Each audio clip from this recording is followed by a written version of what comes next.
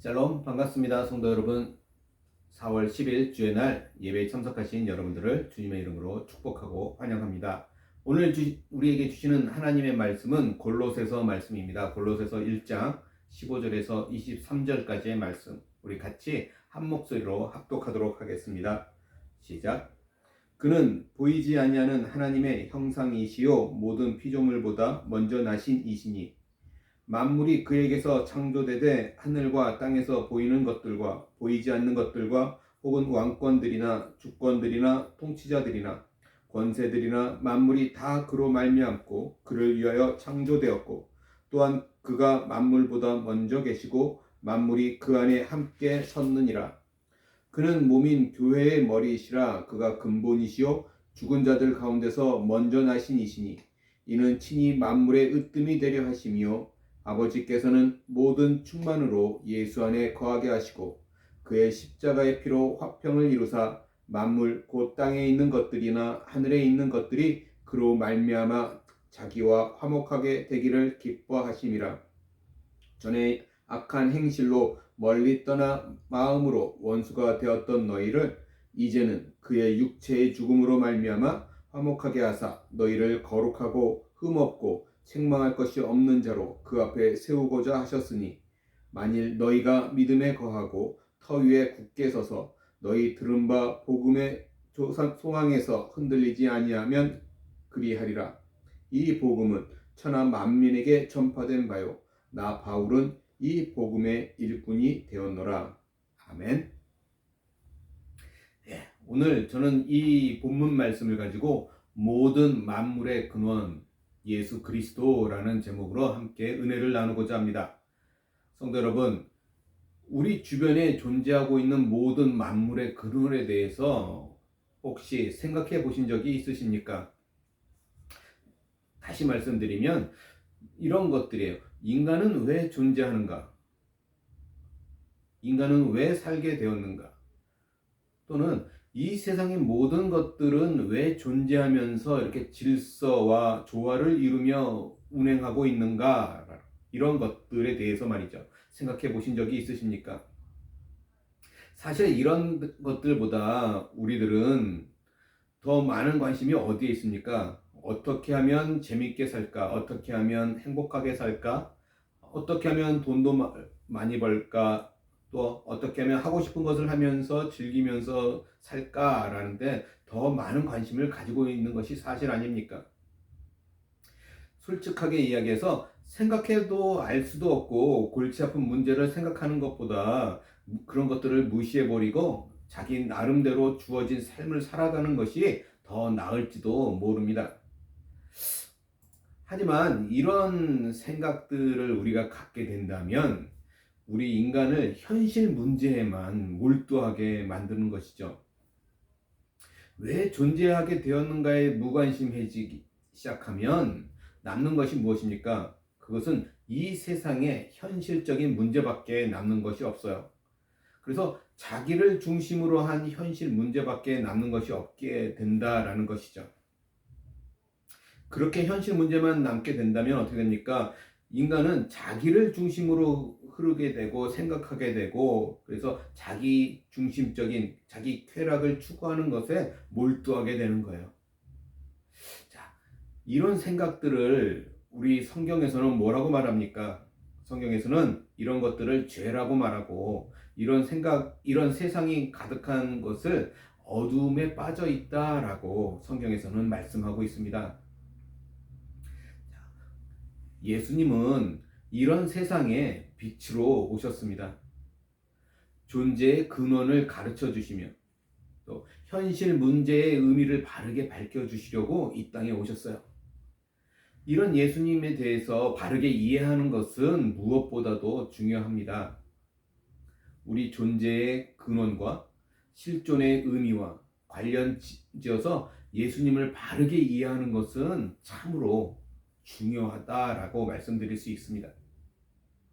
오늘 저와 여러분들이 읽었던 본문 골로새서 1장 15절 이하의 말씀에서는 예수님을 두 가지 관점에서 말씀하고 있어요. 첫 번째는 만유의 근원으로서 예수님이시고 둘째는 교회의 근원으로서 예수님이에요.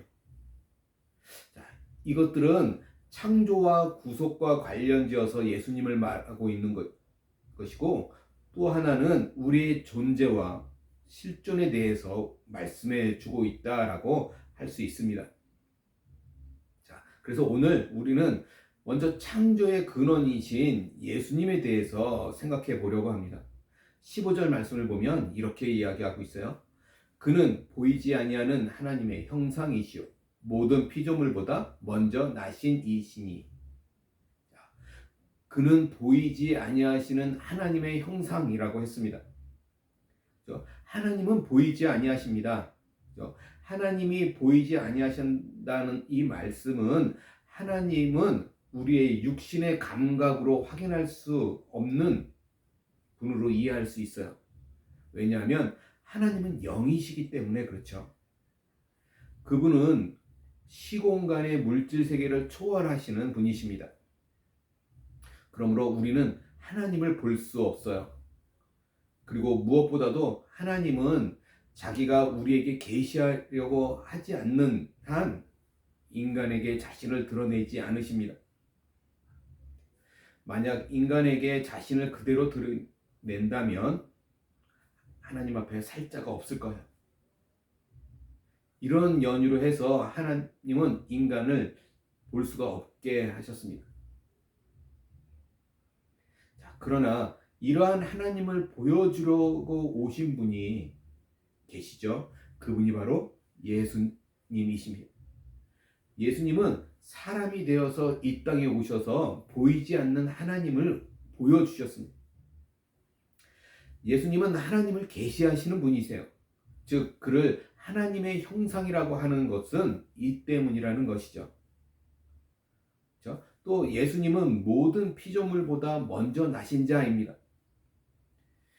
이 말을 잘못 생각하면 그러면 예수님도 계시지 않는 때가 있었구나 라고 생각하기 쉽습니다. 그러나 이 말씀은 예수님이 계시지 않는 때가 있었다라고 하는 그런 의미가 아니라 예수님이 모든 피조물의 그죠?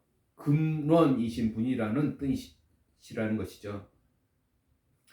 아버지 하나님을 예수님을 만물의 근원으로 우리 앞에 세우셨다라는 말씀입니다.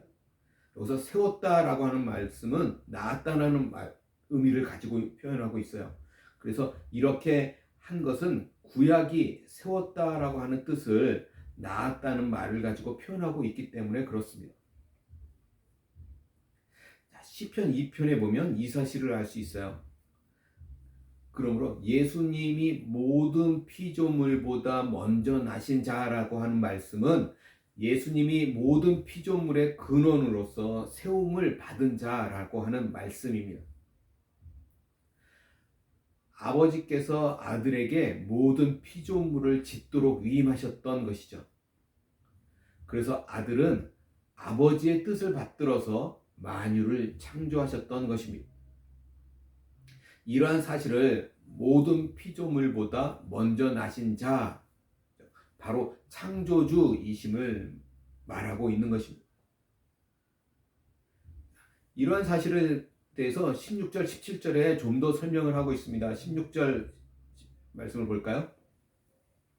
만물이 그에게서 창조되되 하늘과 땅에서 보이는 것들과 보이지 않는 것들과 혹은 왕권들이나 주권들이나 통치자들이나 권세들이나 만물이 다 그로 말미암았고 그를 위하여 창조되었고 또한 그가 만물보다 먼저 계시고 만물이 그 안에 함께 계셨느니라. 오늘날 우리 크리스찬들은 예수님께서 성자 하나님의 아들이심을 의심 없이 믿고 있지만 성육신 하신 예수님을 한 사람의 인간으로 보는 사람들은 예수님을 아주 좋게 보아도 선지자 정도 그렇게 여겼다라는 것이죠. 교회 바깥의 사람들은 예수님께서 많은 신들 가운데 하나도 아니고 만물을 창조하신 신이라는 말은 믿기 어려웠습니다. 그러나 지금 사도 바울은 확고하게 말씀하고 있어요. 주 예수님은 이 세상의 모든 만물을 창조하셨습니다. 그죠? 그로 말미암고 그를 위하여 창조되었고라고 하는 말씀은 보이지 않는 존재들과 실제로 실물들과 보이는 만물들이 예수님을 통해서 창조되었고 예수님을 위해서 창조되었다라고 말씀하고 있는 것입니다. 아버지가 창조를 뜻하신 분이라면 예수님은 창조를 직접 하신 분이라는 말씀인 것이죠. 그리고 예수님은 창조의 목적이라는 말씀입니다. 만물이 창조된 목적이 그분을 위해서라고 말하고 있어요. 그분의 영광을 드러내기 위해서 모든 만물은 지어졌다라는 것입니다. 또 그가 만물보다 먼저 계시고 이 말씀은 예수님께서 영원하신 분이심을 보여주고 있습니다. 그 만물보다 먼저 계시고 라는 것은 만물은 예수님에 의해서 지음을 받았지만 예수님은 그런 만물이 있기 전부터 계셨고 또 영원히 계시는 분이라는 말씀입니다. 그래서 이 구절은 예수님의 영원하심을 우리에게 명백하게 보여주고 있는 구절이라고 말씀할 수 있습니다. 예수님은 천사들과 우주의 존재 원리와 운행 질서가 있기 전 그죠? 영원히 계시던 분이시라는 것입니다. 만물이 그분 안에서 함께 섰느니라 라고 또 말씀하고 있어요. 함께 섰다라고 하는 말씀은 영어 성경을 보시면 hold, 붙들고 있다라고 하는 의미인 것이죠. 만물이 그의 통치를 받아 운행되고 유지되며 보존되고 있다라는 말씀입니다. 이상에서 예수님은 영원히 계시는 분이시고 하늘과 땅에 모든 것을 창조하고 운행하시고 유지하시고 보존하시는 분이시라는 것을 알 수 있습니다. 성도 여러분, 저와 우리가 믿는 예수님은 바로 이런 분이시라는 것입니다. 둘째, 예수님은 교회의 근원이십니다. 근본이세요. 자, 18절 말씀 볼까요? 이렇게 얘기합니다. 그는 몸인 교회의 머리시라. 그가 근본이시요 죽은 자들 가운데서 먼저 나신 이시니 이는 친히 만물의 으뜸이 되려 하시며. 교회는 주님의 몸이라고 말씀합니다. 그리고 주님은 그 교회의 머리이세요. 주님을 믿는 성도들은 주님의 몸된 교회의 지체들입니다. 예수님께서 죽으시고 십자가에서 죽으시고 부활하신 후 이렇게 교회를 시작하셨습니다. 구약에서도 보면 죽은 자가 부활한 자가 있고, 그렇죠? 신약에서도 나사로가 부활한 사실이 있지만 그들은 이 세상에서 사는 육신의 몸으로 부활한 거예요. 그죠? 그러므로 그들은 때가 될 때 다시 또 죽었다라는 것이죠. 그래서 그들의 부활은 소생이라는 것이죠. 회생인 셈입니다. 그러나 예수님의 부활은 다시는 죽지 않는 성령의 몸으로 거룩한 몸으로 부활하는 것입니다. 이런 부활은 예수님이 첫 번째라는 거예요. 그러므로 예수님을 죽은 자 가운데서 먼저 나신 자라고 말씀하고 있는 것이죠. 이렇게 부활하신 예수님은 사람들을 불러서 자신을 믿는 자로 만드시는 일을 계속하십니다. 그리고 이렇게 믿는 자들을 자기와 똑같이 부활시키실 것입니다. 그리고 교회에 생명을 주시면서 살리는 일을 계속해서 하십니다. 이것을 통치한다고 할 수 있습니다. 그러므로 예수님은 교회의 근본이시고 시작이시고 교회를 통치하시면서 살리시는 분이시다라는 것입니다. 자, 그럼 어째서 예수님만이 이런 일을 하시고 예수님만이 모으신 사람들만이 교회가 됩니까? 라고 질문할 수도 있겠어요. 자, 세상에서 말하는 성인들이 있습니다. 위대한 스승들이 있어요. 자, 누가 있습니까? 석가도 있고 공자도 있고 마호멧도 있습니다. 그런 성인들이 모은 사람들은 교회가 되지 못합니까? 라고 질문할 수도 있어요. 그러나 대답은 무엇입니까? 그렇다라는 거예요. 천하의 인간들 중에서 하나님이 교회를 이루어 영광을 받도록 세우신 분은 예수님 뿐이시라는 것입니다. 하나님은 예수님께만 이런 일을 할 수 있도록 능력을 주셨고, 또 예수님께만 구속을 이루시고 자기 백성을 모아서 아버지께로 돌이킬 수 있는 그런 권세를 주셨다라는 거예요. 그러므로 예수님만이 이런 일을 할 수 있고 예수님께서 부르신 사람들만이 교회인 것입니다.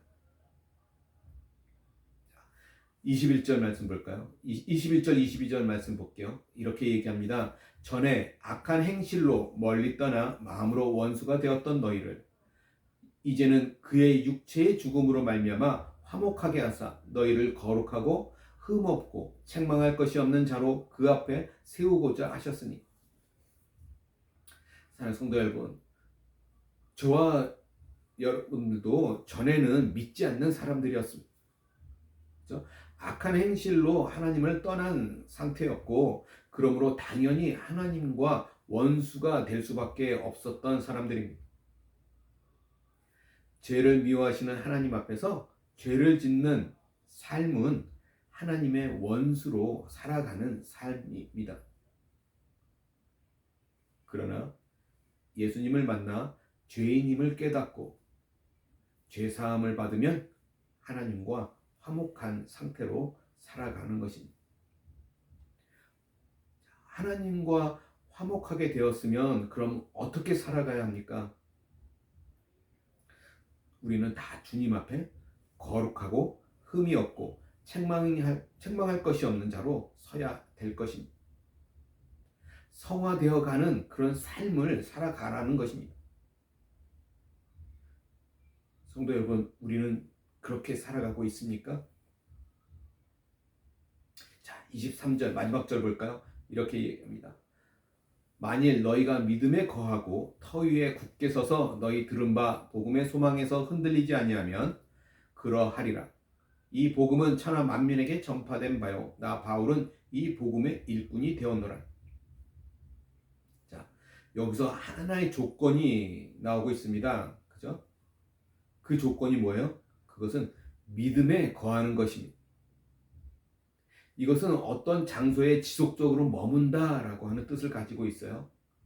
그리고 모든 거짓 가르침에 넘어가지 말라고 하는 권면인 것이죠. 믿음을 떠나지 않고 머물면서 복음의 소망을 가지고 산다면, 그렇죠? 우리는 그리스도 앞에 다시 서게 될 것입니다. 오직 주님 한 분만으로 충분하다고 말하고 주님만을 의지하시기 바랍니다. 예수님은 창조주시고 구속의 주인이십니다. 그분은 영원히 계시는 분으로서 창조와 구속을 이루시는 분이십니다. 그러므로 그분은 우리 존재의 근원이시고 또 실존의 의미라고 할 수 있습니다. 그 때문에 우리가 존재하면 그분 때문에 우리가 살아야 할 목적이 있는 것이죠. 그분은 우리가 바로 사는 목적입니다. 그러므로 우리는 우리 자신을 위해서 사는 자가 아니라 그분을 위해서 사는 자라고 할 수 있습니다. 자, 성도 여러분, 오늘 말씀을 통해서 우리 존재의 의미, 또 우리 삶의 목적, 그런 것들을 다시 한번 생각하시고 예수님을 위해서 살아가는, 또 예수님의 말씀대로 살아가는 저와 여러분들이 되시기를 간절히 소원합니다. 그렇게 살지 못했더라도 지금 오늘 이 순간부터라도 그렇게 살려고 결단하는 모습들이 우리의 삶 가운데 나타날 수 있도록 주님의 이름으로 간절히 소원합니다. 기도하겠습니다.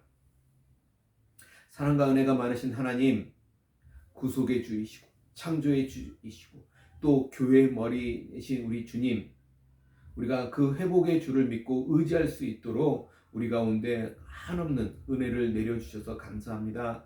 우리가 예수님을 믿고 의지함으로 또 그렇게 성화되어 가는 삶을 살아갈 수 있도록 주님 우리를 인도하여 주시옵소서.